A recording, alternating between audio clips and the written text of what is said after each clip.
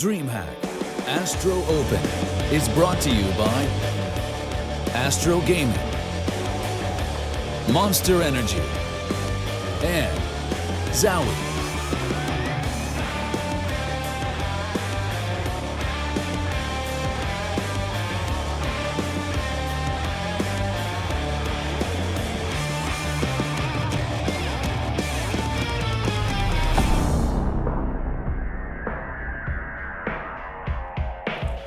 And a very warm welcome back to DreamHack Astro Open Leipzig 2017. These boys are in a bit of a bother. Luckily for us, we're not though, because we're nice and warm inside, despite the fact that the snow has been falling here in Germany. All looks quite nice in the town though. Right here, things are boiling nicely. We're into our elimination matches. Ahead of us, we have Big versus Rogue. Before we get there, however, we do have a little bit of time to fill because the players are getting ready on stage. We want to give them as much time as possible, of course, to prepare for their elimination match. So we've got a little bit of time, so we thought we'd talk DreamHack Masters. That's right, the Las Vegas tournament, $450,000 up for grabs, is just around the corner in February. This year is going to be so sweet for Counter-Strike Global Offensive. I've also got Sponge back with me and Lopez to take us through and talk a little bit about the Masters and look forward to it because another big tournament in the DreamHack history. Yeah, and it's a really exciting time for that to happen, right? Because we're going to have the major happen. Yep. And then I feel there's going to be quite a few roster changes. Could be, couldn't there? There's going to be this nice, big, juicy tournament. Not long after, we get to see new, exciting rosters together. Good point. Do you think, Tommy, that might just deter a few teams from breaking up too early? I mean, we've seen it before, haven't we? Literally, on the last day of the major, players are talking to each other about where they might go and what they might form.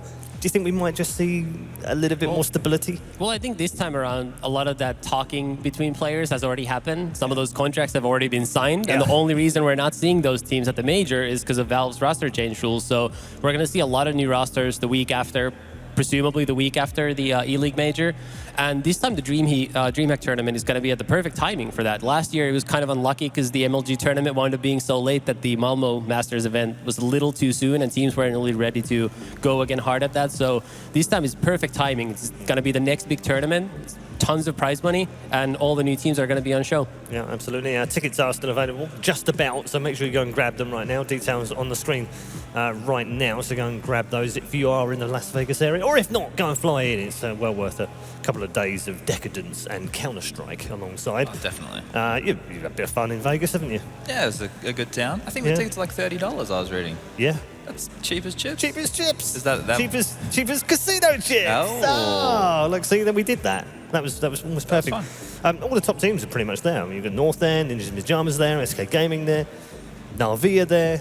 SK is very interesting to me because we all know that they're obviously going to replace Fox, but there's like rumors, are they going to get Lucas, are they going to get Phelps? That's an interesting one for me, and because but hold on, let me give you a scenario, both of you. Okay, SK go on a great run at the major, right? Mm-hmm. They go all the way to the grand final, they win the grand final, their third major in a row with Fox in the team. Okay. Do they not just keep him? Let me give you an example. There's a team called Liquid who had Simple, and they made it to the grand final of a major, and then they couldn't do what was needed to keep Simple in the team. True. And now they but that's slightly different. That's the team not being able to keep hold of the player. This is a player not being able to keep hold of the team unless he performs well. What if he performs incredibly well and they win the major? See, I've stumped you now, haven't I? Allow me to jump in. First of all, SK will not be winning the major. And second of all, Fox will not be having a great tournament. Wow. Third of all, their replacement player will have already been signed before the major. And finally, Liquid didn't also want to keep Simple, which was a huge problem on their part. But some of their players were open about it even before. Like during the tournament, they were saying, we're not going to continue playing with this, even if they go on to win the whole tournament. So now I've shut down all of your arguments. You have. And it's time for a new round. You've shut down them all clear. I've got nothing left. Anyone help out? Can someone? Chad has a lot of stuff. He's mostly drawing stuff. I gave you a hypothetical, though, Tommy. I gave you a hypothetical, and you just basically rubbished all of it.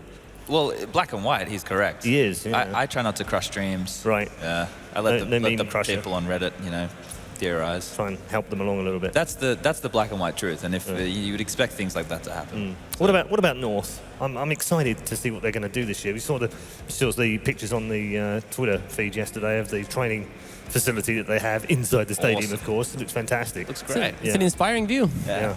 I'm not really of the school of thought that a different tag or a different logo on your jersey is going to make you play better. So I'm not holding high hopes for that. But the thing is, they were good enough. They were good enough at their peak in the last quarter of the previous year to compete for the title. So I look forward to them actually being well prepared again. Obviously, they probably had the toughest travel schedule at the end of the year. They had 6 tournaments in a row, so 6 weeks without even going home or putting in any practice. I remember Magic's mentioning he had like 20 hours on Steam throughout most of that travel. I mean, just not enough Counter-Strike. So look forward to seeing what they can do. They're obviously one of the more tactical and structured teams. Yep. So that's exactly the kind of style that actually requires maintenance. It's not like the Prime Fnatic of 2015 where you can just play and play and play. You don't really need to practice because it's just almost pugging. Yeah. But if you're very structured, you need to just maintenance practice just to keep it up. For me, I think because now they have this practice period, they played so much last year, they need to not reinvent the wheel, but almost reinvigorate and have a new look to catch teams off guard straight away. They're obviously going to be practicing against teams who they may face. But they need to come into 2017 with something new, right? And something that the team's not going to be able to cotton onto very quickly, because we all know Magic's is very aggressive now, you know, like they're set strategies. You've seen what they are, you work out ways to counter them. It just happens over time organically. So you need to try and stay ahead of the 8-ball, and by having like a coach who like, this is the thing, we can get into a big coaching talk actually. So I think there's so many different types of coaches you can have. But it depends on what your coach does for the team, right? So if your coach is like strategically staying ahead and like combing through the backlogs of Reddit looking for new smokes, new ideas, all that kind of stuff, then that can help you as an in-game leader stay ahead. But your approach as an in-game leader is normally pretty stubborn. So it's quite difficult unless you're open to everybody's opinion and you have a very supportive team. It's quite hard to change drastically in a short period of time. Do you want to talk about coaches? I Sure. mean, we can. I mean, there are several different sort of formulas for this, isn't there? So first there's the threat type, which is like the super everything structured, doing the right way. Then you have, I'm not going to mention name. Then there's the coaches who don't add any value, and they're just sort of standing there. No, give us a name. You have those as well? Actually, I'm not sure who that is, but just from looking at real sports, traditional sports, rather, I would say, there's bound to be some coaches in Counter-Strike too who don't actually do anything. I mean, it's just like there's just so many coaches now. Not all of them can be great at their job. And they're just new as well, right? So a lot of the coaches don't know what to do. It's a new thing. But then, for example, in the old Fnatic team, you had Vugo, and I think Jumpy's sort of similar, where he doesn't really call, and I mean they couldn't really call anymore anyway. But they sort of just add ideas here and there. They're more of a support type stuff, just sort of like pre-game work. Yeah. And I think Peacemaker is a bit like that too, in the sense that he's a lot about preparation. For example, watches a lot of demos, that sort of thing. I think MSL said that Raga is a bit like that. He helps with demos, preparation. So it's a lot of different things that a coach can do. And the thing is, some of those things probably are more like an assistant coach's job, I would say, from the traditional sense. So I think over time, as this thing evolves, and hopefully we get coaches added back to a bigger extent, maybe at least talking during freeze time or something, where they can contribute to every single round. I think we're going to see more roles in the supporting staff of a team, much like in traditional sports, where you might have a head coach, you might have an assistant coach, and then you have your analysts who are actually the guys going through the old Reddit threads, looking for the new smokes, and then begging them to take down the posts of new boosts, such as I think A Room on Fire is doing a documentary about one such instance where someone requested someone to take down a post that might have showcased a boost on overpass. Boostgate, I think it's called. Yeah, I think there was something about that, right? Yeah. I remember something vague about that. You're also missing one of the key roles that you haven't discussed in coaches. Which one? The backseat coach. How can you be a backseat coach? You guys, you're backseat coaches. We're analysts. Yeah, when we sit back there, though, you're like, why is he doing that? Why is he moving down that? He should be doing this. Backseat coaching. We're not that bad. Aren't you? No. All right. We're too busy eating. I'm exaggerating. All the snacks. We're going to take a look at the groups right now and show you where we are right here in Leipzig for the DreamHack Astro Open. First one of 2017. And as you can see in Group A, we're almost done. Almost. Fnatic Academy coming through in decisive style against Quercy in the losers match. We'll now face LDLC for the repeat game against encore. You could almost call it an encore. You could. Stolen. Group B looks like this. Flipside already in the semi-finals, having defeated Vega and Big. Now German friends will be in action next up on the main stage. They're just getting ready right now. They'll be going head-to-head with the Dengarians from Rogue. That's not going to catch on. It's not That's not going to catch on any more than the UK talk. No. In the semi-finals already are Heroic and Flipside. They have a day off today after winning both of their matches yesterday. We'll see them in action first thing tomorrow as Heroic awaits the victor of the last games. We're going to move into our first team in the second game of the day. Thank you for all the chat, by the way. Thank you for helping out with all the feel. I think it's very interesting, and we can certainly get back into that. If the teams are very quick today, we will pop back on, have mini shows, I guess, throughout the day. It'll be quite fun. We're going to get into our next matchup right now. It is Big versus Rogue. We'll start with Big. On home soil, crowd obviously turned out in force today. It's a weekend. It always happens in Germany. We have big crowds at the weekends. No different here. And these boys are going to be playing in front of a home crowd, so surely that means they're going to win. Yeah, for me, these guys are like one of the dark horses, right? You know, they're one of the teams I was looking at and I was excited about, because after seeing how they played against Mouse Online in that Las Vegas qualifier match, I think it was, they looked good, you know? Like they were putting up solid numbers, they were playing well as a unit. It looked like they'd already, so to people that don't know, we have the 3 members, Gobby, Tabs and Legia from the old NRG when they did their little stint. They were also living in Vegas. They were, weren't they? Yeah. Just not on the strip. And then they've added in Next from Mouse and Key from Attacks, right? And this unit here, it looks scary, because if Next can get to a level that we saw him at, was it summer of like 2015, I think. Yeah, he was looking was the nuts. peak time. Yeah, he was going to be the next big thing, and then he just dropped off. And I don't know if maybe that's because Nico berated him maybe too much, who knows. But he is a potential star player, but this team looks towards Tabson now to get a lot of frags on the board. Yeah. Are they looking, Tommy, to Gobby and his tactical prowess and his experience to unlock Nex a little bit and try and give him that freedom that he can play? No, exactly. And I think considering Nex's issues with playing in front of stages, big crowds, that sort of thing, he's probably one of those players who will benefit from playing with people he feels comfortable with, because he's not going to feel more pressure. If let's say he's playing with Nico, who obviously expects great things from everybody else, because I'm sure he's holding others to a somewhat similar standard to himself, which is obviously hard for anybody else not called Simple or Nico to live up to. It puts more pressure on you, and I think he's probably going to feel much more comfortable in Big, and I'm sure Gobby also knows that he really is the key to taking this team to the next level. He might not be the best player over Tabson, might not even be better than Keeve once he gets settled into the team, but he's the swing player, I think, between just making it an okay team and actually maybe trying to beat some of the better bigger names. Okay, going to turn our attention to the other team on the stage right now. They're just setting up as well. Rogue, an interesting eclectic mix, some might say, of Danes and Bulgarians, 2 of the very best Bulgarian players moved into this team. It's an interesting experiment, Tommy, isn't it? Don't usually see this. It's a real new take to the international team. Indeed. I would say it's not the Danish Swedish team. It's not the I don't even know, the Belgian, French back team. in the day we used and to it's not the UK Dutch, UK German. Yeah, we saw some of those. Those kind of worked out. And now this is very unusual. But it makes more sense where you have one of the nationalities who already speaks English, such as the UK. Then you just find people who speak English, feel comfortable speaking English. It's almost like sending someone out to the US and just joining an American team. But yeah, it's an interesting group of guys. They obviously won the ESCA Global Challenge Tournament in LA a week or 2 ago. Here, rough start yesterday, and now they're going to have to play a whole lot better to stay alive in the tournament. That's a good question. How are they going to do that tonight? Well, another good question. I think that Rogue's map pool is probably going to be deeper than Big's. But if they align in terms of, like, I think both teams kind of like Keish. That could be a problem for Rogue, because if Big come out firing, then that could be their pick down the drain. I think Cadian with the AWP could potentially pick apart Big, because they were playing very stagnant on their CT side, just very standard. They weren't doing many aggressive plays and stuff like that. So if they use Cadian well with the AWP and he's able to pick up some frags, that'll be a good sign. But the guys from eFrag and Mortal Kombat, whatever you want to call them, Bubble and Victor, they were like a team that was looking like encroaching on the top 10 at one point, and now that they've given up on their Bulgarian project, they've come to this. They're very interesting. Like, everybody on this team, like Rogue, as far as I can see, can be a star performer. Yesterday, Glace was like top fragging, but you can see Tensky, he was top fragging for them at the Mountain Dew tournament. Yep. And then we know the Bulgarian guys can do it, and Cadian was being like a super sub, or like a sub, I suppose, in the Denmark region for some time. So we all know what he's capable of. They don't have clear-cut stars.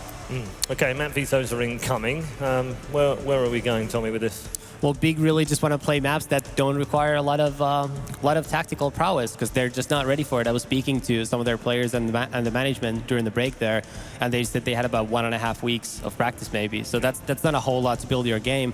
Oddly enough, Big are leaving Overpass in, which tells me they probably just haven't played Train at all, because I don't think you would want to play Overpass after the CT side unless they just really feel like that wasn't a that wasn't a good sample of how they're likely to perform. That's an interesting pick. That's kind of okay, isn't it, for Big? That's great for Big. I'd be really happy with that. That was a map that I thought Gobby had some really interesting set executes on. So I think they'll be definitely happy with that pick.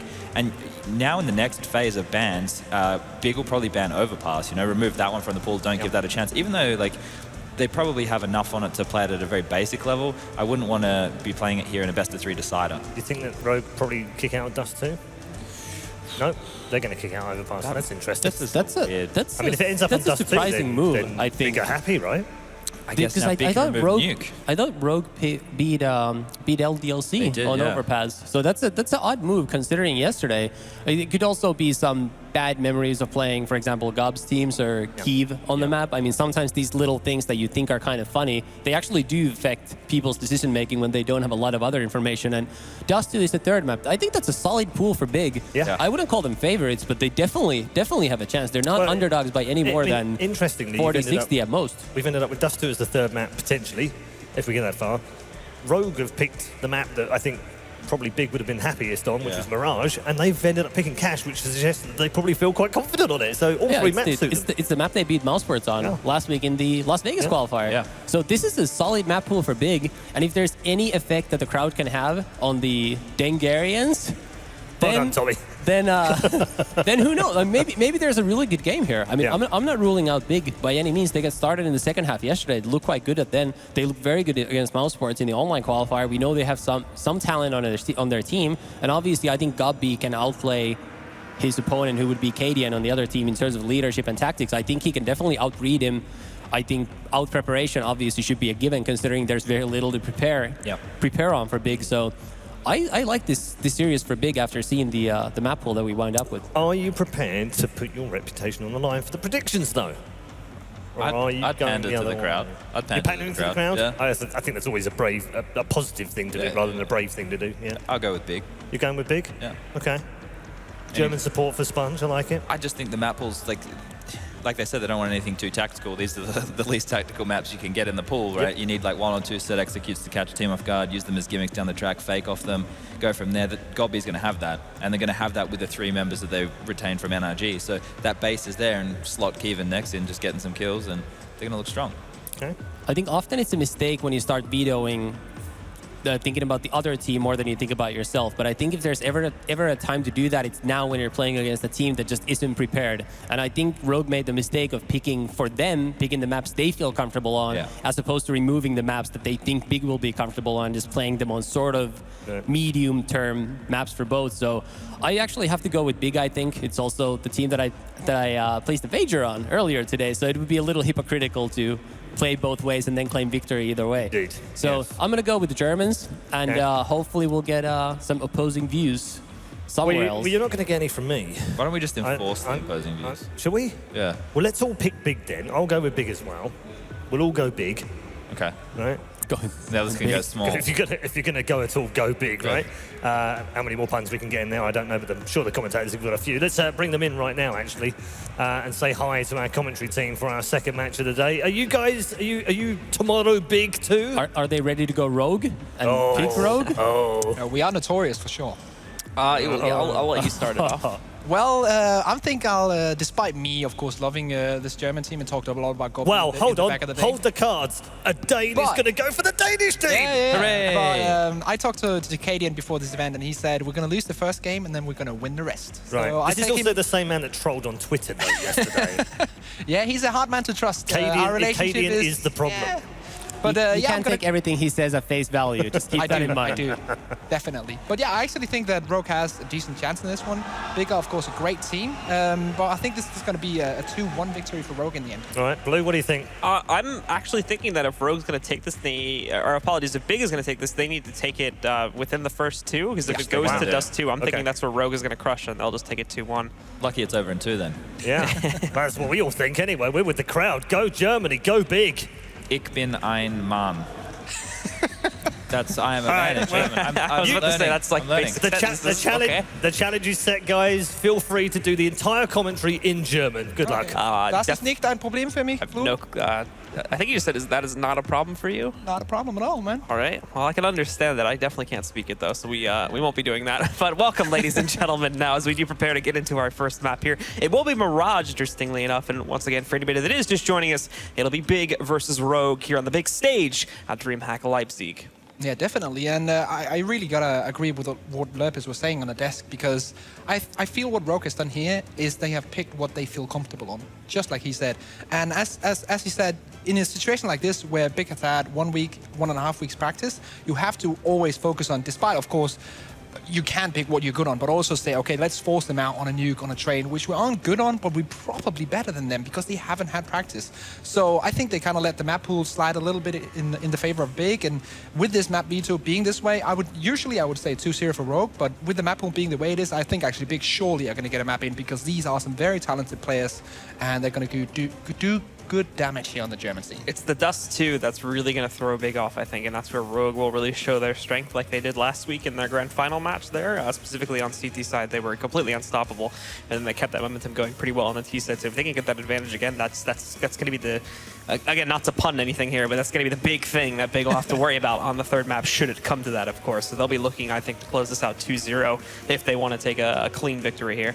Also, if we look at the last 4 best-of-3s that we've had with Rogue in them, they won all the the last 4 best-of-3s 2-0. The only game that they have lost is the one that they played yesterday against Vegas Squadron, 14-16. But the last 4 best-of-3s they've had, they've won them all, of course, at the ESEA Global Challenge LAN over in LA. And now they're up against this guy here, you see, Kiev, the AWP star, and in my opinion, one of the most interesting tier 2, tier 3 level AWP players there is in the world, because he's just so good. He is one of the best in Europe.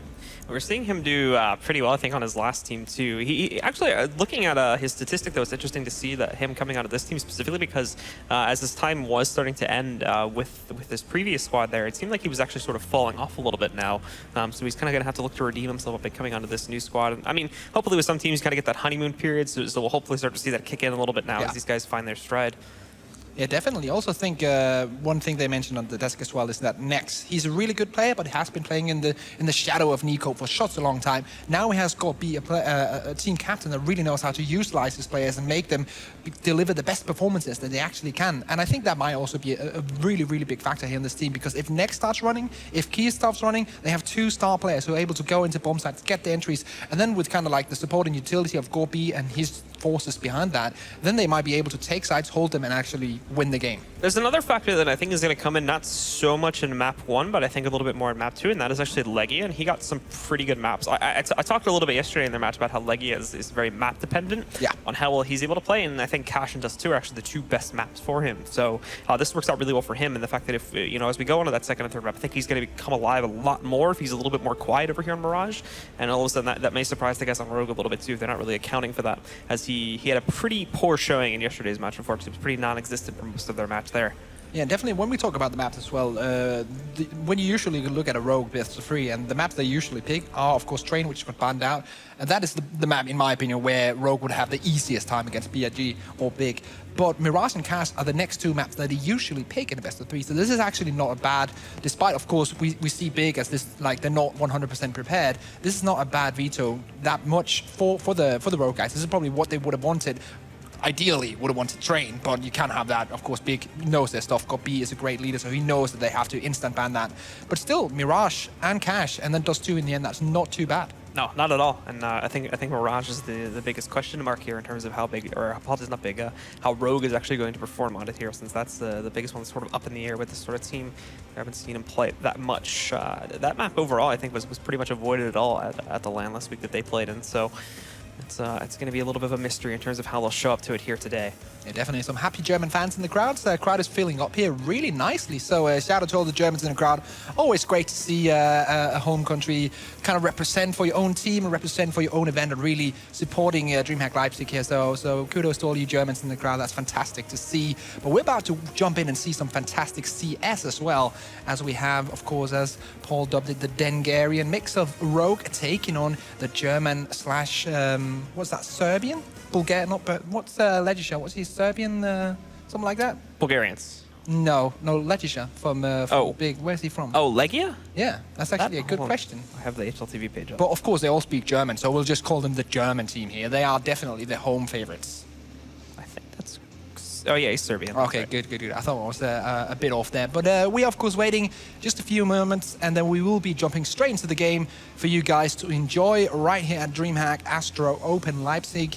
And yeah, Mirage is coming up first. And as they said on the desk, I think it's going to be a battle of the minds and a battle of, well, basically how well prepared is Scorpi and what does he have up his sleeve. Yeah, I don't think the mind thing necessarily is going to come in so much on Rogue. There was even like a coaching change that I think the desk was talking about a little bit there that happened directly after this event. Interestingly, like right after they won it. So that is going to broil in here a little bit. We'll see how that plays out, but I doubt it's going to have any big effectiveness on their overall sort of in-game strats. One, since it's happened so early, I still think overall with Rogue, you're kind of getting a very direct play style. It's the aggressiveness of this team overall that you have to worry about, not necessarily their strats or anything like that. Yeah, sorry to cut you off, but knowing the players on Rogue, this change is only positive. Not to say that their previous coach wasn't doing a good job, but the way that this all went down and with the victory at ESEA early on, and now Lome, of course, the former heroic coach coming in as well. So this can only be a good thing for them, despite him coming in really late. But we are about to get ready. DE Mirage coming up here between Rogue and Big at DreamHack Astro Open Leipzig. Finally, we're ready to go, ready to jump into the game. All right, let's get to it, ladies and gentlemen. Big will be starting off on the CT side with Rogue on the T side. Let's make some noise. It is time to get into our second losers match here, our final losers match before we head to the lower bracket finals of both of our groups. Tapson, as we can see, starting off here, he's going to get a little bit of a glimpse of that smoke that's been tossed up, but he looks away just as one of the T's goes for the crossover there out of Palace, and there's nobody else really watching for the cross back down over there on T-Ramp, so they're able to waltz out freely. This is a lot of control being given. Kiev, though, does sneak in a kill, and Gabi falling back, tries to go into this little pit there in CT spawn, but that's not going to play out. Next, though, picks up 2 quick kills from back there and instantly puts a shutdown onto that aggression out from the T's. Tensy's going to try to make a change up onto this, but now they're boxed back in here. Glaze can't do anything from his position. He's stuck here, and Tensky's destroyed by Next. His 3rd kill in this round. Glaze is also stuck in the corner, and there you have it. Big with a swift retake. They'll start off with a pistol round victory here in this set. That was perhaps a 10 too aggressive from Rogue coming in there. They got the bomb there, they got the control of the A bomb side, and then they pushed 2 guys into CT. Of course, it's good to have map control over that CT, but still, when you're challenging a guy like Next long range with the USPS, that's just the #1 thing you cannot do playing T side, going up against CTs. Don't challenge a good player with good aim and a long range. I think going off on a tangent here for a second, Glaze is another player too that hasn't really been discussed too much. He was actually incredibly potent in their performance last week in a lot of their matches too, specifically when it came to just consistently picking up kills with like an AK. His headshot accuracy was off the charts in some of those games with how proficiently he was able to do that. So it's going to be interesting to see if he brings that out again, as it was a bit inconsistent until the last couple of days where we really seemed to kind of get into gear, but it seemed like it took him a little bit to get used to the environment that he was playing in, and when he really found that. But Rogue, again, not too heavy of an investment in this second round. They tried to push quickly through the B halls, but now they've been forced to fall back over towards T spawn, and I think this is going to be red too pretty quickly. We can already see Big adjusting to it and starting to send their players back over to A. Yeah, they're going to be completely ready for this, I think. Gobi is even going to put down a Molotov, which is going to hold them even longer to get that rotate in. We actually also have a flank coming in, Kiev coming in from behind with a UMP-45, and he catches the first one. No, actually does not get him down, but does a ton of damage. But now he meets the full force of Rogue, and Rogue now rotating. They have picked up this UMP-45. Technically, they're 1 man up, low HP, but still, this is doable. It's going to be incredibly hard. But let's see here, 2 players on this A bomb site from Big. One of them is Scott B, posted up very aggressively here in the Palace. And now Gabi pushing in. He's going to be able to find that first one. That's Tensky gone down. They didn't catch the others. He's actually expecting them to push in towards the ramp right now, but that's actually going to be non-existent. I can see Katie had moved himself down over towards, I believe, the underpass now. He's going to try to sneak in through connector, kind of acting as a distraction, but nice positioning from Gabi. Him and Next, along with Tabson too, as he chimes in there. Just going to shut this down. Katie with 7 HP. We'll see if he can find one, but nope, not into the case. Tabson shuts it down. It's going to be a clean 2-0 start from Big. Yeah, now with the 2-0 start and the bomb being planted in that first round, we are going to see AKs coming in from the Rogue team on this T side. So the question is, how will Big handle this incoming AK push? Because if they do kind of like the same as they did in the pistol round, with a quick push onto that A bomb side and not really having the big players ready for that initial point and clearly going for the retake instead, that's going to be a trouble. Because if we can get Rogue into the post-plant positions with the AK, that's going to be very favorable towards the OMP-45s. But look at that, Gopi getting the first one, going for the second, doing the damage though. Tensky on 52, so good trade for the CTs. Bubble as well here at the end of the smoke. Was thinking about going in for a second here too.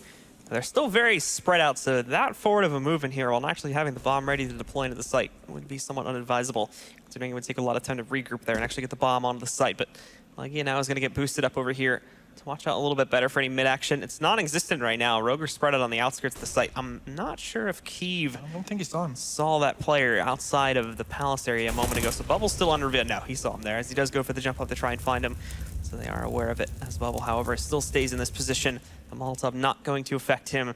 And he is free to move out a little bit here to hunt down and see if he can find any additional intel on this site. He's actually going out really wide, and that is unfortunately where he's going to meet his end against Tapson. Kiev as well, holding the close angles. The rest of Rogue getting ready to try and push their way in here through the ramp. The flashbang was ready to deploy it a second ago, but again, a last-moment decision there actually works out. He's able to duck in. There's a little bit of a hole in the smoke, and he uses it. Takes down Katie, and that's the bomb gone down too, and he's just going to re-smoke it.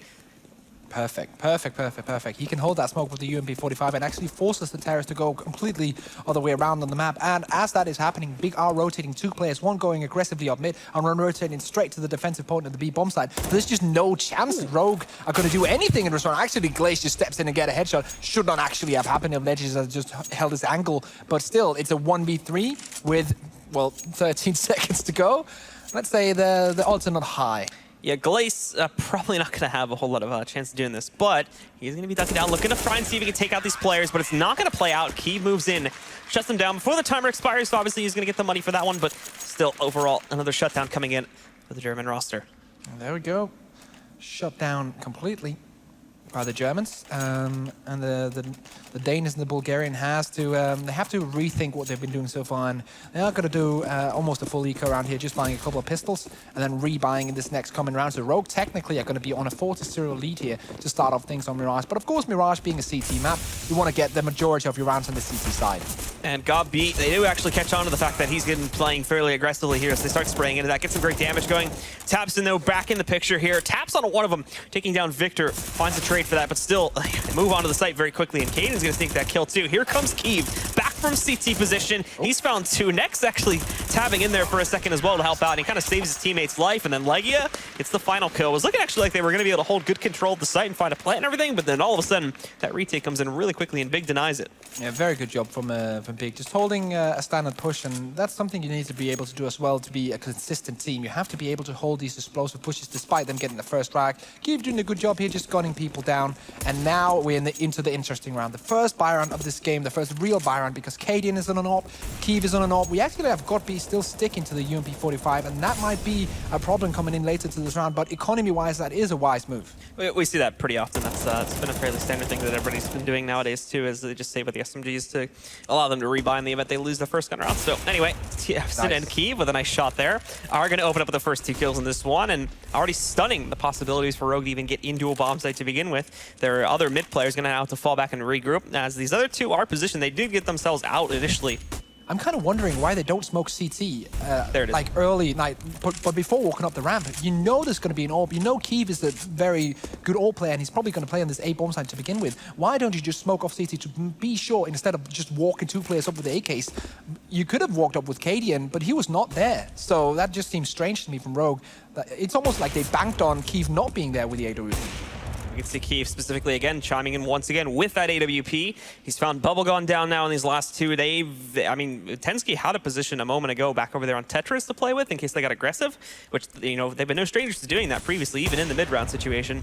But Ali falling back to give that up, and now they got to reapply their only smoke that they had left here just to get themselves out. And, well, the CTs know that this is on its way, so they're going to push forward because they need the intel. They need to make sure they're even going into this site with the timer. They still could have technically rotated over towards the B site. Finally, they will begin to move in, but it's very obvious what they're doing now. With little damage done to Big at all, they'll be ready for this one, and there you go. Kiev hook lining himself into another shot, and they've got the last player on lock. Legia shuts it down, and it will be yet another round for the Big roster. So hopefully the coach and basically the in-game leader, Cadian and Lome from Rogue will now know that, okay, we have to smoke off every single possible position that Kiev can be in, especially the CT position. That's almost like, if you want to do an A split or want to go in towards the A bomb side, you always have to smoke off that CT, because just the chance of an AWP being there, you just wreck your entire team. And when into an AWP player like Kiev, who is the best player on this big lineup, there's just no way that you should not do that. So surely, come in the next A push, we're going to see smokes coming to CT. And I believe we go into a pause here now as well for the guys over on Rogue. A very well-needed one. As I mean, they're just not finding any traction here. Their gun rounds that they've played so far have been pretty lackluster. You can see like Cadian kind of aggressively explaining that now, going over the issues that they're running into. They just can't even find any entries, to be completely honest here. They're falling flat right from the beginning of every round, and it's Big that hold the advantage like 99% of the time. Yeah. Definitely, and I think it's a correct call to take it so early into the game, because you don't want to let these German players like run away with the lead, because they are very, very good and they will punish every single mistake you make.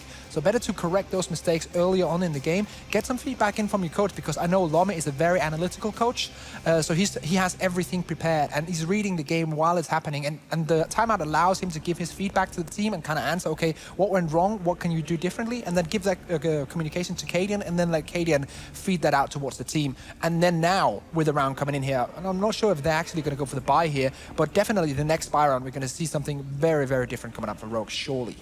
It's got to be a change up here. I mean, overall though, this is got to be the big issue with them, is what exactly can they adjust for this one. It's still with it being so early on, though, there's still a lot of things that they can try to deploy towards. Like their overall play towards mid has been pretty non-existent. I think they've tried to go for it on 1 or 2 rounds, which was met with, again, pretty good aggression that's come out from Big, which has been working really well for them on the CT side so far, but they haven't actually tried to play for like with an op or anything like that. But also, you know, if they're able to adjust themselves to get better control of mid, they can basically springboard off of that into any take that they want to play towards. So here you go. Scoreline reads 5-0 for a German team of Big. Rogue non-existent on the scoreboard so far, and we're about to jump into the game once again here on DE Mirage. Of course, map number 1 in this best of 3, so there's plenty of Counter-Strike to go around, especially during today, where we not only have this one but 2 more best of 3s. But now back into the game. This is the kind of weird force scrappy buy where they do buy full armor on Tech 9s and some utility and a scout on Cadian, hoping for him to get an opening pick. It does the damage, but that's not really enough. Katie in the race car just speeding in there with the scout zoomed in the whole time as well. He does tag Legia, but unfortunately Op is still going to win in that situation, so they take him down pretty quickly. He had a couple teammates tag behind him, but this is still the spread out play that we saw previously from Rogue, which hasn't been met with much success.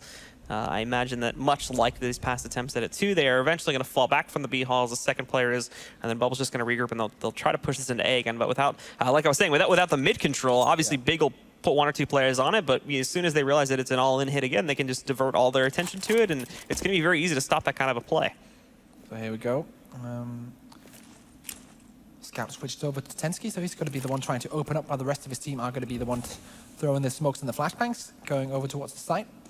And this is going to be an A-tick for sure, with 50 seconds gone. Here we go, Tech 9s against fully bought up CTs. And as they start to move in here, we can already see the smokes being deployed in, trying to block these guys off here. It's actually a good flash against Tabson, so he cannot directly contest this. They'll move over towards jungle, but they're going right into Tabson. These are free kills for him, essentially, as they leap through the smoke. Leggy has found the 3rd kill against Glace, and it's just Tensky now, and he's completely backed out of the site.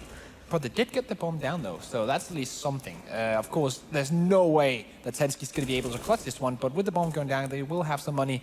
So I'm interested in what they're going to do in this next coming around. But yeah, this round is pretty much over. Going to smoke off the bomb. God Beast going to jump on it, and they're probably going to... Oh, okay. Tensky's running away, so they're going to have that scout and head armor and Tech 9 coming into the next round. But nonetheless, it's a 6-0 lead for Big. Yeah. And it's not looking like it's going to be changing anytime soon here. Obviously, the guys from Rogue will get their next chance to buy into this pretty soon. However, like we've mentioned many times already, big changes are needed overall strategically here for them to try and make an impact. They cannot keep going for these direct A plays, as they're going to get counted out. And here comes this next fire on from Rogue now. Full investments. They've got the op on Cadian once again. Full utility. They've basically got everything they need. Now we need to see if they make any change-ups here, which can actually lead to some positive impact for them. At the moment, it's looking like a repeat of what we saw in the last round yet again. You know, why did he save the scout, though, if they were going to go for the full buy here? That's just plain weird to me. But nonetheless, we do have, as you say, this big investment coming in from both teams. We have 2 AWPs on that CT side. Throwing a bit of a utility away early on in the round. So we see right now Next has no flashbangs left, only a nade. Goppy, no flashbangs, no smokes either. So this could be quite interesting coming into the execute from Rogue.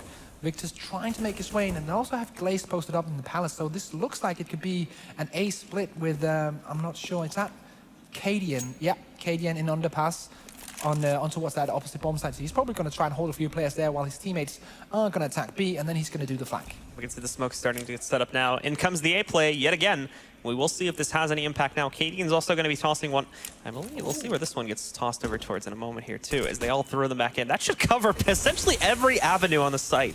But Gobby still has a good position inside to counter out the Palace play. And also, if he keeps himself quiet enough to possibly act as a really good player that can kind of jump out in the post plan, which is Rogue's main focus right now, is to get that bomb on the ground. Gobby jumps out way too early though, so they know he's here now, and they will take him down. That's Glace that finds the kill. Tensky falling back out of the site. Big doesn't even, really know how to start this retake yet, as they didn't have a clue where these players are moving into due to the smoke setups. There's Leggy though with the first one. Victor set up to try and counter out mid-aggression, but he looks away at the wrong time. Tapson also walks in, and he finds Bubble going down too. They line it up. It's a good repeat from Glace to be able to trade on a Tapson, but he's now bringing this down to a 1v3 as he's gone out. Tensky tries to hold, attempts to transfer that spray. He's seen the shadow of his opponent, and while he does take down Key, Legia will finish the job. It'll be a close defuse, but I believe that they're going to get it, and Big will have a 7th.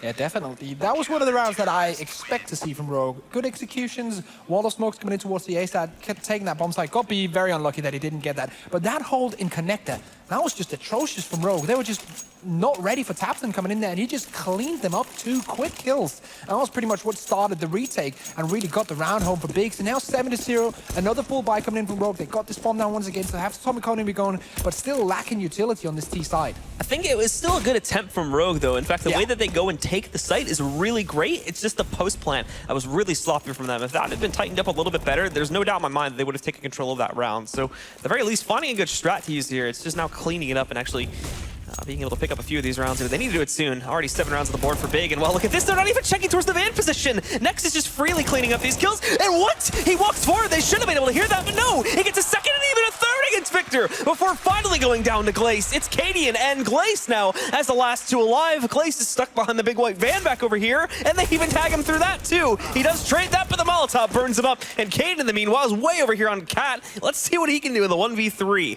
Oh, wow. That was just, well, perfect from Next, but also many mistakes in a row from Rogue there. You mentioned it first, not checking the van, then knowing there's a player down there, not checking every single angle as you jump in, just moving straight into the bomb site. Big mistake as well. Cadian is edging in on this Molotov, but he's 1v3. He needs a miracle right now, and look at that. Keeve's just ready for his position, and Kind of bait it. Yeah, there it is. It's not going to work out. Solid job. And with Keeve shutting things down there and the big plays on the site, that will just lead into another round for the guys on Big. They're not struggling with this round at all right now, and it's the guys on Rogue that are making so many mistakes. Look at this. There's no way the Next should be able to pull this off. He gets the first one. All right, that one we can rub off a little bit. It's the second one that's insane, as they just cannot catch his position amongst the chaos, and then he even somehow gets this third one against Victor too, before finally getting traded out by that player on the top right of the screen. Yeah, the problem is they're all focused on getting into the side really quickly, but that's a problem if there's a player that's rotating around. Keeve just getting tons of damage done, but the second orb and Legia just getting one as well. Tensky quickly revenging, and now they're into this little house here in the middle, and Next is trying to challenge, but that should not happen. And there goes the revenge track. 2v2. This is probably one of the better chances that Rogue has had so far in this first half. So they need to convert this into a round, or else they'll be completely screwed by the end of this first half. So Gobby is now going to sneak back over here towards the B-bomb set. We can see Rogue as well, trying to figure out what exactly is going to be their best option here. But Tensky starts to investigate over here. Get some fire back over on the B-bomb site. The key thing, obviously, is the fact that they've left A undefended, so Bubble's been free to kind of lurk in here. He's called it off, and Tensky will obviously start to push his way into here, too, even deploying the smoke to stop for the early rotate in case they catch him on the backside, which, yeah, is great for this position, as if that smoke wasn't there, there's a good chance Gobby might have been able to cut 1 or 2 of them off if he had been 2 seconds earlier. Not the case now, though. And the bomb goes down, the timer starts ticking, but Bubble's going to remain aggressive, and Tensky goes completely out of the site. So they're giving these CTs free access to it in hopes that they can lurk around them and just flank these kills out. But Gobby inside now. They're ready to toss over the smoke to try and isolate these guys a little bit, but that flank will soon be moving in. It's Bubble, but he just missed his chance against Gobby. He successfully snuck over to the sandwich, and it will lead into a battle with Tensky. Time's getting low, though, and this is actually really well played from Rogue, as they still don't have a clue where they're at, but now in comes the defuse. Can they actually take him down in time? And they can! Tensky and Bubble capitalize on a really passive play, but it's really well played, and it allows them to finally pick up a round here. Yeah, that was really, really well played by Rogue. And the first round, we've actually seen them do something really good. I like the decision from Big to play for the retake, actually. Just stack the B side instead of playing 1-1, just stacking 2 on the B side and then hoping for them to go there. And if not, then they're going to retake together. That's actually quite smart, but in this end, it doesn't really pay off because the Rogue setup really was just on point. Cadian missing a shot there, that's very uncharacteristic, especially as in kind of easy angle. But look at that, Legia just peeking short and just getting frags done. Left, right, and center takes out Glaze as well. And just get wrecked, Rogue, completely. It's a shooting gallery in mid, led by the operators of the CT side. Leggy and Kiev already stacking up 3 kills. Cadian trying to respond to this. He spotted one of the operators over there on the right side, but he's not able to capitalize on it. Finally, we have a kill being picked up here. Bubble takes down Kiev, eliminates one of the operators. They have to be very careful in trying to get this bomb back, though, as Legia is still very much a factor over here. Oh, there you go. Swipes the kill onto Bubble away, and now it is just Cadian in the 1v3. He lines up that first one. There is going to be a repeat, though, and he's not accounting for that. So Legia shuts it down. It's another round for Big. Great round once again, and that's so important for both confidence and money. When the other team gets one round back, you just smack them back into the ground straight afterwards. Helps your economy really well because it destroys theirs, and the loss bone is now gone. But also for the confidence. If you feel like you've finally got a match under control, you win that round, and then you get smacked straight after. That's just going to tilt off the face of the planet straight off. And I know some of these players on Rogue, they're really battling with this mental state in the game, and this is not going to really do well for them. And the reset is going to hit them pretty hard, too, as they do just force right into it, 20 out their bank accounts. Only 2 AKs to be utilized by Bubble and Victor. The rest are on upgraded pistols. Only one of those 3 has armor to play with. Cadian choosing to optimize towards utility instead. And they will waste no time. It's right back to the A site, which has been their forte. They'll rush into it. Tapson, unfortunately, not able to find much early on. And not only that, but Victor's taken down Gabi back over here by Ticket. The rotates will come in quickly, and Tapson starts this off well. Kiev lining in. He spotted that rifle on the left side, and he's just going to inch out that kill. He takes down Victor. The other 3 have, again, backed up to the site. They're going to try to play this passive style once again.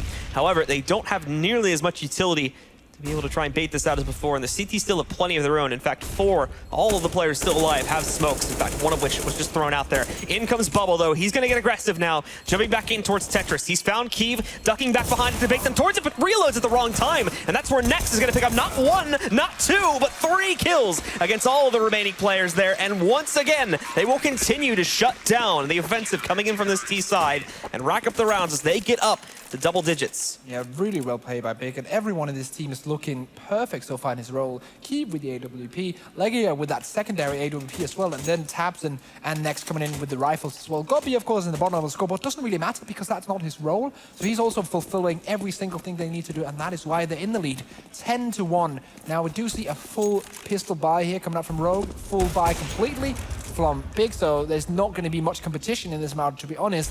But Rogue going to be on the full buy on the round after, and they need that. They need that round to have a chance in map 1, to be honest. Tensky's hunting to see if he can find the feet. I think he can see just below that smoke. But nobody else is crossing it right now. Bubble, though, elsewhere. He's found a kill. He's taking down Kiev early on here. That flashbang is going to completely blind Tensky. Full control for Gabi as he does inch out the headshot against Tensky there. Cheeky. And Glace as well waits to see if anybody from Big is going to try to jump over this that he can grab a headshot on. But there's nothing lining up for these road players right now. See Nex holding down with patience on this B bomb side. Cadian in the meanwhile. Underpass just waiting. They've actually they got 2 players right now towards the B bomb side. And that is a correct decision because the bomb is slowly making its way there with 55 seconds to go. There's still going to be some waiting time before an eventual push happens. So Bobble and Cadian are going to go out to middle and see if they can find a single frag and then maybe get a weapon, rotate back to B halls and then push B. For right now, the Rogue are still keeping themselves rather quiet. They do have to send Glace over. Cadian's going to be first at the bat inside, though. He just wanted the op. Yeah. As he moves in, he grabs that, and he's actually able to get away without taking any additional damage, so they escape with the op. Now what are they going to do, though? As Legia just expects this since they just retreated in an underpass. Yeah, definitely. This is the B push that I mentioned earlier. They now have an AWP, but if they are going to die off straight to Legia, it's not going to be that big of a competition. Bobble now with the AWP, and a Deagle has to rotate, but he's going to be flanked from the back. That's Tapson, and well, gymnastics not going to do anything for you there. A bit awkward there, but it does still end with Big shutting it down. Now, I mean, what we saw from Cadian, I imagine, could have worked a lot better had it happened with, like, you know, 30, 40 seconds on the clock still, as there's the possibility for them to have fallen back and gone over to the A site and rotated still. But the problem is with the time being that low, and yeah, this was fantastic, of course. Javi works his way into that corner, spots the player, and waits for us to switch the observer over to him as we had it on the live camera there. But going back to what I was saying, with what we had going on with the op pickup there, potentially could have worked around. But the problem is with him doing that, then falling back at underpass with that little time left on the clock, it's very obvious that they were going to go to B. So they got a perfect read on that, and Big just positioned essentially for an apartments push, which was the only option at that point in time. Nate coming in, not doing much damage. Tensky is the only one really affected by it. Takes some damage from the rifle as well. Now on 56, but this is the round where they need to have something going on for the Mirage, or else this map is going to be completely dropped, in my opinion. Let's see here. They do have a couple of smokes. And Cadian is thinking about what they're going to do here. How are they going to break this German powerhouse Big? Because it has not been looking easy so far for them. Still now with Rogue trying to inch their way over here towards mid and into the apartments, though. Glace leads the charge over there. And it's Cadian again that plays around over there towards the underpass and tries to get a position on mid. Also, apologies, he won't be in underpass this round. He'll be over towards top mid, but they still have two more there, guys, including the bomb. Victor actually leads the charge this time as they move in. Him and Tensky will move up towards this spot. And now in the connectors where things will get a little bit interesting, as you do have Kiev currently watching over there towards the ramp push itself. So they don't have a whole lot of attention on connector. And with these smokes, there is that chance that Rogue could sneak in. So we'll wait and see as to where Rogue chooses to go here. Again, they're running the timer down very low too. There's only 30 seconds on the clock, but now they've been revealed and Kiev is dodging bullets from behind the plywood there. He only takes 3 damage. They were hoping they could maybe sneak in that kill, and there's their first strike now against Tapson. Kiev, he actually gets baited into taking that shot there, so his first chance is gonna miss. He does re-peek and pick up the kill against Victor, but then Tensky trades him out. He'll go down. And it'll be a 3v4 now as these guys move into the site with only 8 seconds on the clock. Here comes Gabi, though. He played this position once before. They're not even paying attention to it, but that's a messy spray. He's able to readjust, gets the first one. Trade comes in from Tensky. Next now chiming in, however. He takes down Tensky, and this goes to a 2v2. This is actually possible. With Next coming in, he does have the kit, same does Legia, but Legia is on an orb. That's not the weapon you want to have in a retake situation. The two terrorist players can just play out the time, but that was the last flashbang, the last utility on that T side. So now they have to peek, and Next is just straight going for it. Is he going to get it? That must have been with seconds to go, and now it's all on Legia with 15 HP, 1v2. Surely he's going to save it, and he will be shut down by Bubble, but that must have been seconds away from getting that defuse. Worst thing is, too, is he backs into his teammate, which is defusing the bomb. If he stays out in the open, potentially, if they're targeting him instead, obviously we didn't see how close they were to the defuse, but there is that possibility that it would have taken them too long to adjust, and he would have gotten it. However, though, still a victory for Rogue, finally, and they have another chance to, at the very least, pick up an 11-4 scoreline, which they could try to battle back from on their CT side. Let's see here, Kiev once again in the middle, of course. Star player of the team, actually just an edge in that smoke, so if Cadian or Tensky goes out, and he's just going to be nailed to the cross completely. There's nothing they can do there, but look at that, Leia pushing up middle, waiting for the flashbang, and then pushing straight in. And he's going to go right for it, too. They're all affected by the flash. He will only get one. But it's the read on the play that's really big here. It's unfortunate that it happens so early in the round, so they can't really adjust based on this. But still, now Kiev can prepare for the top presence, and if they do push into it, and he can expect at least 2 players to move in from there eventually. They're actually sending yet another player up into top mid. That's Tabson. But all the terrorists have vacated the area and now are heading towards that B plateau, that B palace, while one player is ready to fake it on towards the A bomb side, and that's going to be Bubble. And this is going to give them a good possibility to line up for a flank early on, too, if Tabson decides to push forward a bit more here. Next is starting to expect it. They haven't really seen anything else work its way out into the A site since here. Bubble, however, could change that if he's able to get a nice tap onto this player over here by Ticket. This is the only guy in the A side right now, but he could sell this on his own since they're waiting for him in the B side. There we go, he snuck in, but he hasn't noticed the guy towards Ticket yet, so he's still trying to establish a foothold here. He does sneak in, he spots him a little bit late, but there's that kill. He's gotten into the zone. However, the rotations are still going in the right direction for the CTs. They've spotted the B hit now. Next is holding a position behind Arches. He gets 1, he gets 2, he almost gets the 3rd. Tensky trades, but the damage is done. Both the remaining Ts are split up. Tensky's gonna plant this, but he's instantly, no, he doesn't even get the plant. Gabi shuts him down through the smoke, and with only 18 seconds left, Bubble has to rush over to the B bomb site and just try to DM this out, essentially. He'll run up cap, but they'll certainly know he's there with the player on Arch. Tapson throws at the smoke, but he goes the wrong way. Bubble gets the clothesline kill. 7 seconds left on the clock now as Bubble looks for this last frag, and I don't think he's going to be able to find it. He's checking the complete wrong position, and with this, Gabi will certainly win the round, but now can he kill this T in time? It doesn't look like he's going to be able to find them. Unfortunately, both will save their guns, but still, the disconnection, what originally started off as a benefit to the guys on Rogue, ends up turning into a deficit when their entire B hit is destroyed once again by Nex. Yeah, it almost seemed like they were holding individual positions toward next because the first player is supposed to check him and get that frag, but then the two remaining pods don't go for the instant revenge, and that allows him to do the repick and actually have his aim in position. So I'm kind of wondering why they didn't just jump all three down, because they have to believe in the fact that Bubble sells the fake, so they don't really have to check those angles coming in straight off. And not taking the bomb side there cost them the round, basically, because if they all jumped in, they would have killed next, got the bomb down, gotten into good post-plant positions, and now they lost the round, and they're in this last round of the first half, and they're 2-12. Legia, for the first time as well here, actually not being able, one of the first times in a while, I should say, not being able to work with the ops. Same thing, the double op setup essentially is their money's actually a little bit low as they go into the last round here. Still, however, though, Rogue is in a much more dire position, and although they get early control here at mid, the early read still goes into the favor of Big. They've picked up the 2 kills against Cadian and Tensky. Bubble finally responding, but there's a great pop flash that goes into connector. Taps in though, just cannot inch out that hitbox there. He's not going to be able to find a lot of damage. He still knows they're in here, and Keeve actually goes out to the open too. Victor will find that kill, but in comes Next with the P90, and he's going to destroy the last 3. Big 13-2, a massive scoreline advantage here, and they are looking strong to take easy control of this first map. Yeah, very well played by Big, but I have to say I'm quite disappointed in Rogue, to be honest. They looked absolutely perfect coming off that global challenge land and looked really good against LDLC in the final. And now they're coming here actually looking okay against Vega Squadron. But this has just been appalling from them, to be honest. Yeah, unfortunately, this was always the big worry is how much they were going to be able to bring over on this T side. Yeah, Mirage, and they just didn't really seem to bring all that much. Even after the pause, they had 1 or 2. I mean, they had that really good execute onto the A bomb site that we saw in one of those rounds. Only did that once. They only did that once, and it didn't even work. It's the unfortunate factor. The actual site take went great, but the post plants because they didn't account for like Gob B and I think Tabson in the jungle position and over on the CT side of Firebox just destroyed them after they had gotten the bomb down. Yeah, I'm kind of wondering why they don't have like more strategies based on basic execution scenarios onto the A and B bomb site, because they seem to be a team that now also with Lomme in as the coach, they seem to be a team that could benefit a lot from executions like that, putting down the smokes and having some smart players like Cadian, like Glaze in his support role, being able to do that. But obviously that did not happen, and now they have to rack up 14 rounds on the CT side in order to win this. Big on the other side needs 3. Yeah, and this is essentially do or die now on the pistol, as it has been in some of our, quite a few of our matches actually here, including the one that we just saw previously with Fnatic Academy. Now though, Tabson, he gets to the smoke in time, but does he realize the Rogue players are sneaking up to his left side? They find him, and they take him down. And it's not just Tensky, it's also Victor that is tapped away from inside of the market position. He's found Keeve. He does eventually get overwhelmed, but more of the Rogue players are on their way, and they're slowly boxing out the bigger roster. Cadian and Tensky, they've gotten 2 more. It's already down to just Next, and he's been lit up to 26 HP. Also, we see Tensky being able to recover there, take down Next, and it is a clean pistol. This is exactly what Rogue needed. And they've got their chance now, but they essentially need to be flawless to get back into this game.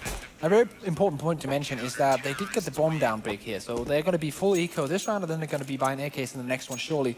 So that could actually be very good for them, as we do see only pistols right now coming in for Big.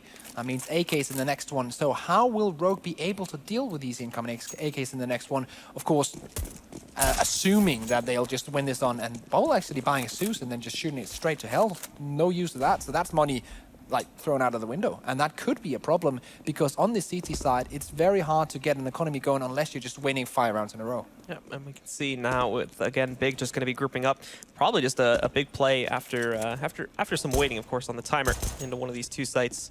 P250s across the board, not even a smoke either, which is the part that's a bit unusual considering how light the investment is across the rest of the players. I normally see one guy going for like the smoke and a flashbang so that they can try to just overwhelm the site and get that second plant, but it's not even the case here. It's a full save. Wow! And Tensky tries to go for the jumping frag, but is actually dinked mid-air, down to 6 HP. Yeah, that's a good start to the round from Big. Let's see if they can continue on. And actually one more spotted there by Bubble, I think, down in mid, but Victor and Glaze both shutting it down. Glaze on short. And he is about to get a second one as they boost into mid, though. So this could be a problem for the CTs as Next goes down on short. Still one player boosted into mid. Tensky takes him out with 6 HP to spare. He has switched his weapon up with his teammate, but still manages to survive. Yeah, they're not even going to get close to that plan, unfortunately, in the second round there. So pretty quickly shut out, and Rogue looking clean, as you were mentioning, the economy factor there. The Zeus isn't that big of a deal. Like I said, it's like $200, so that'll just get tossed away. Every single dollar matters, please. But yeah, I agree. Hopefully that's not going to be too much of an issue. Surely it's not. Because if Rogue can continue playing this way and they can just get rounds and work them in one by one, they might have a chance of doing the comeback, but still, it's going to be incredibly hard for them. And now we do see the 4 AKs and a bunch of flashbangs, and of course, Legia with 2 flashbangs going for the Galil instead. But Glaze shot and Gobi up pretty much early on into this round. But here we go. One player handy behind the smoke, and that's Cadian. Legia has not even seen him currently. Cadian's got a perfect flank going on. He can single-handedly shut this one out. There's one. There is 2. No! And no, he runs out of ammo on the 3rd one. So he's free to push through, picks up 1 more kill, still goes down to Cadian. However, he could have saved one of his teammates' lives. Yeah, that is true. Hopefully he grabs up another rifle instead of that MP9, and I'll carry on that into the next round. So Rogue looking quite good, and at least a lot better than they were in the first half of this game, but we still have to see that real battle where Kiev gets an AWP and starts opening out angles, starts opening up one sides. I think he wanted to jump and he missed the jump. He wanted to knife him there. Yeah, Cadian. He's a cheeky one. So now Big again back down onto an eco round here. Just going to be what appears right now to be a rush into the B bomb site. They do have utility this time, but that's actually a really well placed nade. Both Legia and Nex both losing about 40 HP off of that one. So I'll hold it back for a couple of extra seconds. I mean, Victor's ready with a Molotov here too, so they are going to get held up by this one. Actually, the Molotov gets wasted. It goes into the smoke that's deployed, and Nex gets that first kill clean. Not only this too, but you can see Glaze is completely smoked off. That's a nice shot from Tensky, and Tensky's also going to burn Legia too, along with that nade hitting Gabi once again. But no, Glaze didn't even realize that Gabi went into that corner, so he's going to be able to tap him down. Tensky and Bubble though, trading things out again, and it's all on Gabi in the 1v3 as he tries to hold on to this. It's not going to play out as Bubble shuts it down with the final kill. So now we do see Big coming in onto the buy round after another win from Rogue. They've managed to scrape themselves 6 rounds together. That's decent, but they need to add even more. And now we're going to see the Terrace team on the money, hopefully going for something a tad more serious. And maybe we're going to see one of the famous Go B executes. It's not going to be an op this time around, so opting for full utility. And this might be the execute that we have been waiting for.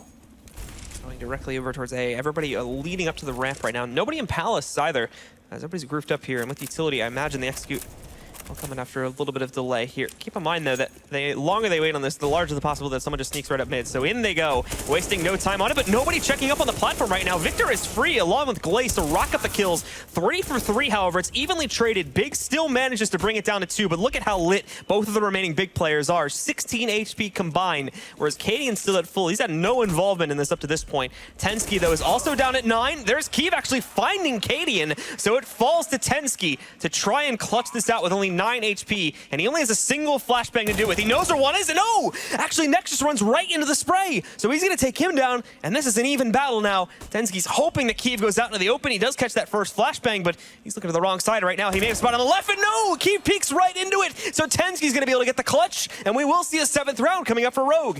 And you will pick up the AWP as well, because he does have that kit, so he has time to go and get the AWP, go get the defuse in. And that was a close one. Really, really close from Big to shut that one down. But Rogue mounting the comeback. Now it's kind of looking real. It was looking very, very tough after that first half. But getting the pistol round, getting the first buy round, and getting this one as well. Now it's looking serious, but still, if we look at the money at BIG on the Big side, they're going to have money to do an AWP for Kiev, and that's where the real problems start for Rogue. Because, let's face it, Cadian, another Dane, is not on the level of Kiev right now, AWPing-wise. Let's see, Kiev moving out here now, too, and they're actually a little bit cautious of an aggression play at mid. It's been a while since you've seen one from Rogue, but earlier on in this happened, in the first couple of rounds in the anti-ecos, they were actually really fond of doing that, too. So, since then, on their gun rounds, they haven't really been wanting to risk that. Cadian almost actually times that shot well, but I think he's a second or two too late to be able to knock out Kiev, who went for that cross. See here, Tapson coming in from Underpass, trying to get some map control, get some knowledge about where the CTs are posted up right now. We did see but Cadian go for the aggressive peek onto short, now has pushed back or fallen back a bit. Glaze still in here in middle, and Tensky holding that connector as well, so this is going to be an interesting push. Looks like it's going to be a split A through connector, but let's just wait a second and see, because Tensky is holding this angle perfectly, so if they go in that way, they're probably going to get shut down. It remains quiet over here as Big did get control of middle, something that actually Rogue was struggling with quite a bit until the very end of their regulation T half. Now we can see that they moved into it, but this is always the big issue with getting that mid control too, is actually moving outside of it and getting control of one of the sites from there. You need someone either to push the apartments if you're going B, or a very successful ramp push or a palace push from the A site too, to be able to help you out and at the very least act as a distraction so you can funnel in through one of the connectors. You can see Tensky still holding in this corner. That's a nice timing on the boost up there too. Leggy and Kiev play that together well. They catch Cadian just as he was wrapping the corner, and it lines up for the headshot angle. Tensky, though, able to trade, but he peeks into the open, where we will see Kiev capitalizing upon that, but then Glace chimes in once again with another kill against Legia. It's still even, however, 3v3, and Glace goes a little bit too far into that smoke. That's where Kiev is going to take him down, but Bubble back in it again. It's another 2v2 situation in the post plan, but Bubble wastes no time, unfortunately. He walks right into the upshot of Kiev. Victor is going to catch Kiev on the cross there, so a trade once again, but now we're in the 1v1, and Gabi holds strong from back over in the jungle position. It's up to Victor to be able to find him, but he's going to wait the timer out a little bit here, hoping he peeks. He gets it, but it's Gabi that has him in the angle advantage, and he will shut it down for Big. Yeah, very nice play for Big, but I have to say Rogue are making a lot of these mistakes that we saw them making before this global challenge land, where they're just not up to snuff in the important rounds here. And it's sad to see, but then again, of course, it's awesome to see a team like Big really capitalizing and punishing them on these mistakes. So they know definitely how they're going to play against this team, and that might even take them to the victory here, because now they're on 14. Rogue are on this scrappy buy where one of the players has a FAMAS, some of the players are missing smokes and flashbangs, so this is the time for Big to go all in and just get this round done. It's still going to be pretty passive, though, in the opening couple seconds of the round. Neither team wanting to face off against each other early on, but Big definitely leaning towards a B hit earlier. Here, as we can see, Kiev and, I believe, Legia already grouped up there inside of the apartments, getting ready for that push. And the three others, which were initially holding back towards T-spawn, now grouping up to move in with very little delay on this, too. It's going to be Cadian up against the world here, but he does find the first target fairly easily. Legia goes right down, and he falls back, preparing for a rush. Good position from Cadian. I really like this. Taking the first duel, winning that, and then rotating to a more defensive one. That is how you should play this AWP position. And, well, smoke goes down there from the CT, so that's blocked off for another 10-15 seconds before they can kind of run through that. And that actually allows Cadian to switch back into the aggressive position. I'm not sure if I like this, to be honest. And as they move in, Cadian preparing for it. He catches next as he leaps out of the window. It's a mid-air shot for him. Both the CTs get hit with flashbangs, but there's no movement on it at all from the Big roster here. They completely missed that opportunity, and now they have to try and find their way out of the palace. The good news is that nobody's covering the window, as Cadian did fall back, and he's going to miss that flick. Bubble, though, having better luck. He's going to find Gabi. Glace through the smoke, finds Taps and able to trace the spray, and for Kiev, there's no hope now. He's lost the bomb. He's lost essentially everything, and he's just going to try to fall back and get as many frags as he can, and that won't be any at all. Cadian shuts it down with his third kill of the round. Putting up, I believe, an 8th for Rogue. Yeah, definitely. Cadian taking the chance then, going for that aggressive peek. And if he hadn't hit that mid-air shot, he probably died straight up afterwards. That's a bit of a gamble. But let's be honest, they're in a situation where they have to take gambles every single round to mount this comeback. Look at that mid-air shot. Nice. Damn. But that's finally Cadian has awoken with the AWP, because they need him to step onto the level that Kiev is at least trying to get on, because let's face it, Kiev is better, but Cadian has to do his absolute best to give Rogue a chance in this matchup. And once again, they need to win 8 rounds in a row, Blue, to win this one. That's a lot to ask. It looks like Rogue have been pretty hard-headed on going for those A pushes. It's kind of the same situation with Big in these B pushes too, as they've been wanting to go for it. There's Tensky, though, with the shutdown on the Legia. Big, however, on this eco round, not expecting anything too great from them. And at the moment, Tensky just kind of cleaning up shop there. Struggled to get that third kill, and he got a little bit low, so he does decide to finally fall back. So that'll hand over mid-control to the guys on Big. But obviously, with this kind of an arsenal, they still have a lot more work to do if they want to have any sort of impact on this round. So let's see here. 3 pistols remaining. Probably not going to be the round that is going to allow Big to get on 15, but surely the round after, with the talent they have on this lineup, they're going to be able to rack something up. Cadian shots taps them down. Now it's all on Nex and got B. And this round is almost over here, as we do see the Germans trying to move in. Cadian's just holding it down. As he's found Gabi, it's come to Nex, and there's no reason for Nex to really try to do anything creative. He'll just give his life away, hold in a cheeky corner, hope he can try to find a headshot or two against these guys to knock them out. And beyond that, obviously, this will definitely still be a 9th round for Rogue, so they are starting to close that gap, but there is still the ultimate doom kind of working against them, the fact that Big really only need to pick up 2 more rounds here, and they close it out. So despite how small the lead may now be for Big, they still are very, very close to victory should they find some consistency on their T side. Yeah, so far it's been a very good game for both Tensky and Nex, who are topping the scoreboard, and I have to say, so happy to see Nex back in a role where he can lead that scoreboard, he can really be the star of the team. Cadian doing good work finally with the AWP, so this match is actually shaping up after a, let's say, terrible first half, shaping up to a really interesting game of CS, because these two teams, when they are firing on all cylinders, doing their very best, they are 2 incredible teams to watch. Well, we do have Big lining up in the B halls once again. No surprises there, as they do think they have to go for the double save now too. Yeah. Just on the PT50s, they do get a little bit more utility this time, so they can try to smoke off a couple angles on that B site. However, there's a lot more on the Rogue side, and they're able to molly that off and basically delay this for as long as they can. They can easily outmatch that of what Big is going to bring to the table. So let's see here. What's going to happen? Push coming in towards middle. They want to go do that split B, short and B Palace. Tensky actually pushed all the way back, so good job by Big getting him down to 13 and forcing him back. Now they have to take care of Victor and Glaze on this B bomb side, but Glaze is in position, takes down next. 3 players remaining from the Big team. Place nicely done, swiping away in one of those last kills there, and pretty straightforward from Rogue. They only lose bubble, so this is clean too, and this is what they need on these very small rounds, just to make these, just to take as little loss as possible, that they stack up their own economy here. Should we see still that one round, one from Big, the most important thing for Rogue is going to be their ability to rebuy just as large of a pickup directly into the next round and be able to reset Big, and then use that little bit of a boost to try and at the very least take this into overtime. And as you say that, we actually just see the money. That's actually looking quite okay. So if they win this one and then lose straight after, they will be able to rebuy completely and get that AWP on Cadian again and get full utility. So that's something for them. There's still a chance, despite even if Big takes this one. So that's looking good. Cadian winning the AWP duel against Legia, and that's a good start to the round for the Danes, but still the Germans have so much firepower. So question is, can they utilize that to take over one of these bomb sites? So again, though, leaning still towards that B bomb site. At the very least, that they are keeping a bit of a player to act as a distraction over on the A side. As we can see, it is going to be Next hiding out there in the Palace to act as a little bit of a late push. However, with 4 still on the A site, big question is going to be now if Big will still be sticking with that B hitter, if they're going to change it up. You can see that the bomb was shifted away. He was kind of hiding outside of the halls a moment ago, but now he was in a position mainly so to counter out aggression, though, and he'll certainly get that aggression in a second if he sticks around here. 2 players pushing into him. There's the first one, and there's no follow-up at all from Victor. He'll fall back, but I highly doubt he's going to move into it now that he's wasted that much time. Yeah, I don't understand really why you want to do this push if you don't want to go directly for the revenge kill, because then it's just, if someone is holding that angle and you can't do the instant revenge kill, then it's just basically hoping that one peeking man gets the kill, or else it's just throw away a free death to your opposition. So that makes no sense to me at all.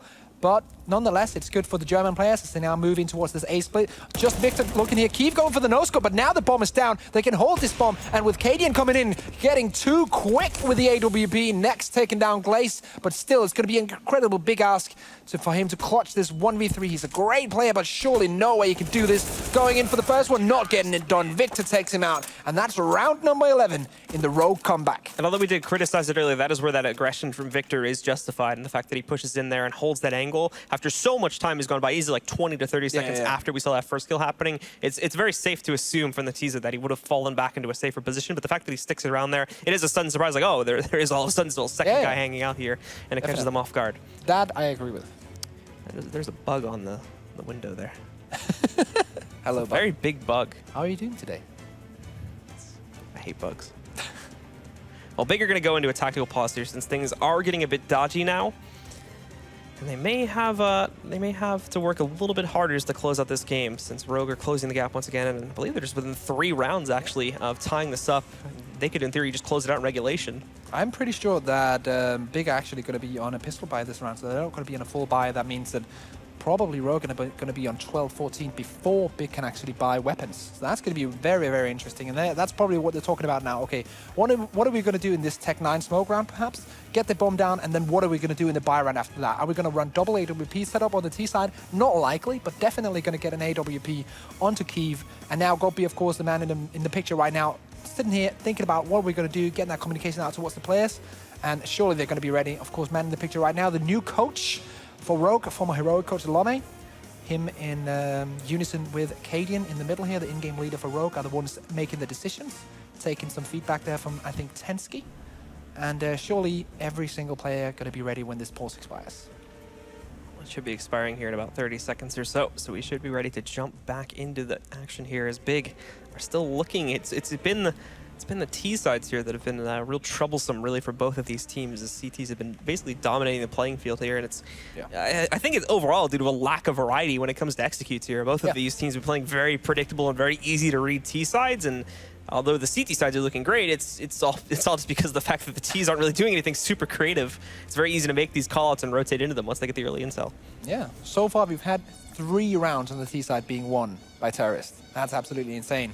And that has been 2 for Rogue on their T side and only 1 so far on the big T side. And now we jump back into the game. 14-11, round number 26 coming up. And as I said earlier, it's going to be this pistol round coming in for big. They are saving for the next one. They're going to buy up in the next one. So now they're just looking to get the bomb down, see if they can do any economical damage onto Rogue in this.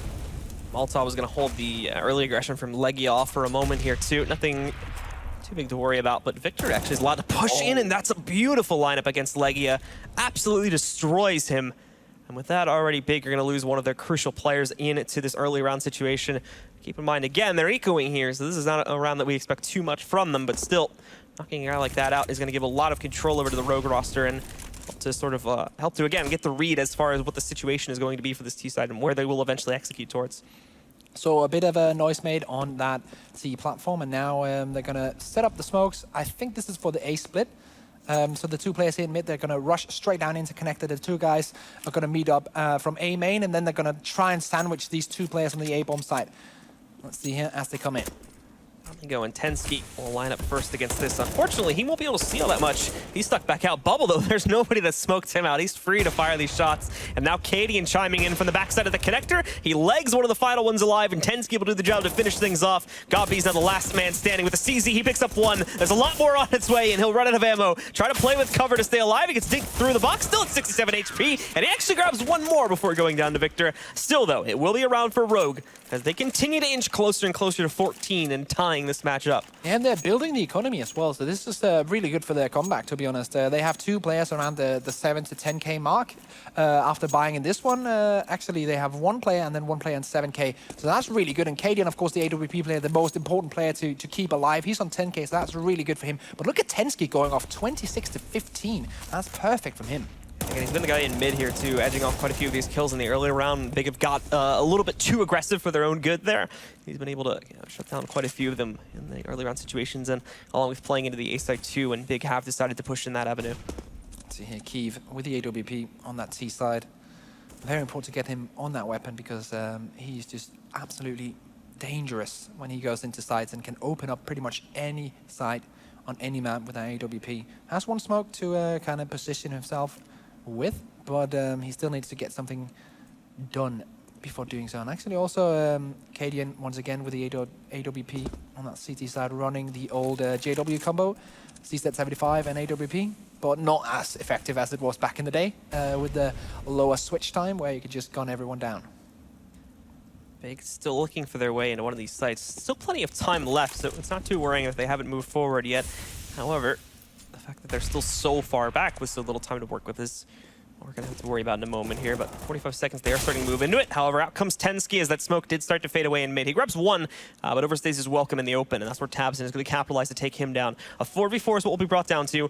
And in a moment here, they are going to actually, I think, be forced into an X queue because the bomb has gone down over there in the connector, so they kind of have to switch it up last minute. And this is not going to be good because this is acting on a whim here. They did not prepare for this whatsoever. Bubble is ready for it as they do try to smoke themselves into it. They're trying to set up at the last second, but if even 1 player holds up for 1 or 2 kills, this is where they're going to stop them. That's Tapson and Kiev picking up 2 very crucial kills, and they pre-fire into Victor's position. Beautifully played, and finally another round for Big does to bring out there. Wonderful execute and wonderful battles being taken there by Big, and despite them being forced into that A execute, that worked up absolutely perfectly for them.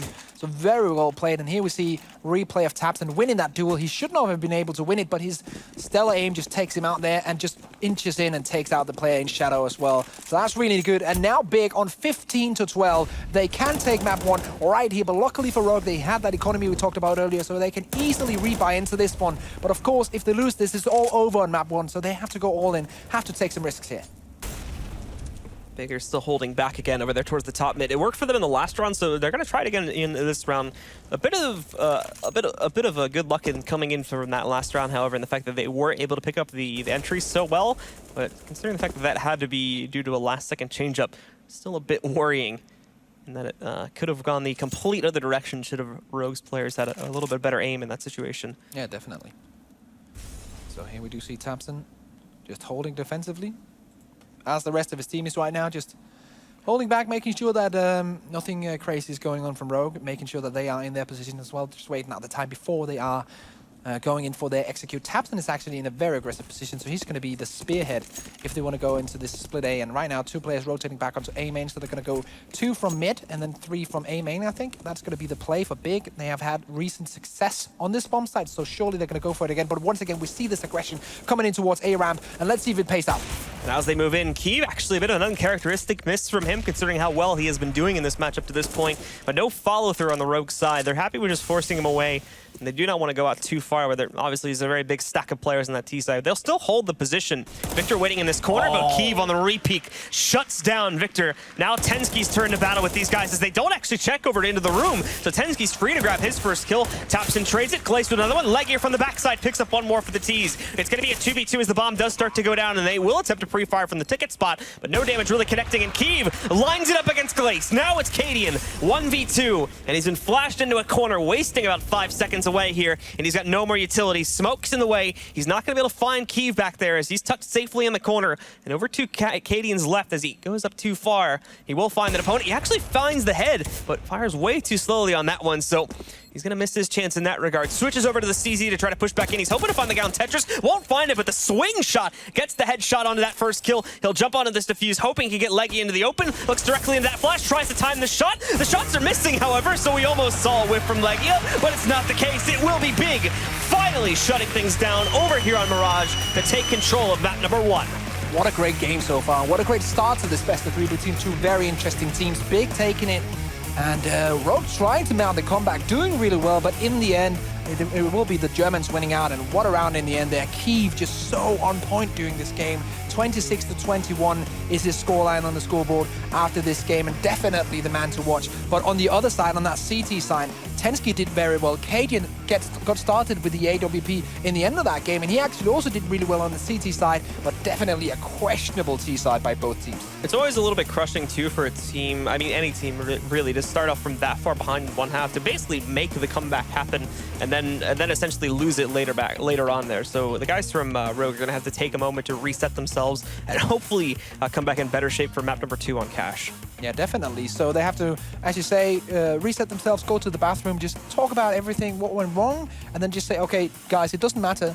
We reset, we go into this map as a new whole map, a whole new game. Just don't think about what just happened and just focus up, because these two teams are so close to each other skill-wise, so we could see a third map. Yeah, and of course, the next couple of maps or two go over towards Cash and us too, where I personally think Rogue is going to be looking a lot better on that one based on the performances we saw there. Like I said, it actually works both ways, though, in the way that actually Big play their T side. I thought we were going to be see something a little bit more diverse in terms of the T side strats, with Gavi leading the charge there, but it wasn't the case. So going over to Cash and Dust 2, it is kind of an open book with regards to that. I do still think, however, that if Big want to win this, they do need to close it out on the next map over on Cash. Yeah, I agree, definitely. You know, it's also their map pick, so you would expect them winning Mirage. They will probably also win Cash, and yeah, I have to say it's either 2-0 for Big, or else it's going to go 2-1 to Rogue in the end.